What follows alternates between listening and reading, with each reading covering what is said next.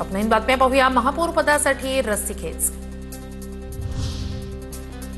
मुंबई महापालिका निकालानंतर महायुतीच्या नेत्यांची उद्या महत्त्वाची बैठक। राहुल शिवाळे आणि अमित साटम यांच्यात सत्ता स्थापनेची महत्त्वाची बैठक होणार असल्याची माहिती। आम्हाला देव पाण्यात ठेवण्याची आवश्यकता नाही, राऊतांच्या टीकेला मंत्री संजय शिरसाट यांचं उत्तर। राजकारणात कधीही काहीही होऊ शकतं, महायुती भक्कम, कुणाशी चर्चा करण्याचा प्रश्नच येत नाही। भाजपचे माध्यम प्रमुख आणि नगरसेवक नवनाथ बन यांची प्रतिक्रिया। सध्या अशी चर्चा नाही, महायुतीचा महापौर होणार असल्याचंही वक्तव्य।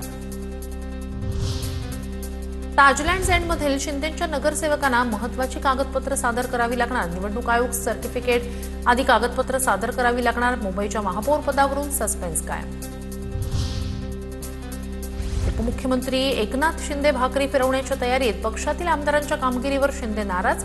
शिंदे अकार्यक्षम मंत्र्यांना डच्चू देणार, सूत्रांची माहिती। महायुतीमध्येच सध्या गोंधळाची स्थिती। बाळासाहेब थोरात यांची टीका। भाजपमुळे महाराष्ट्राच्या राजकारणाचं प्रचंड नुकसान। काँग्रेस नेते बाळासाहेब थोरात यांचा हल्लाबोल।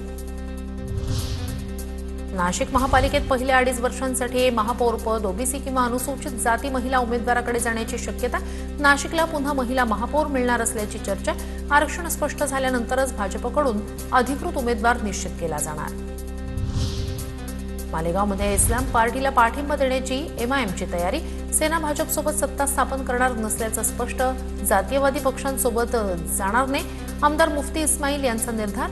शहर हितासाठी इस्लाम पार्टी, समाजवादी पार्टी आणि काँग्रेससोबत एकत्र येण्याचे संकेत। मनसेच्या गटनेतेपदी यशवंत किल्लेदार यांची निवड। मनसे नगरसेवकांच्या बैठकीत गटनेतेपद किल्लेदारांना देण्याचा ठराव। मनसेचे 6 नगरसेवक नोंदणीसाठी उद्या कोकण भवनला जाणार, किल्लेदार यांची माहिती।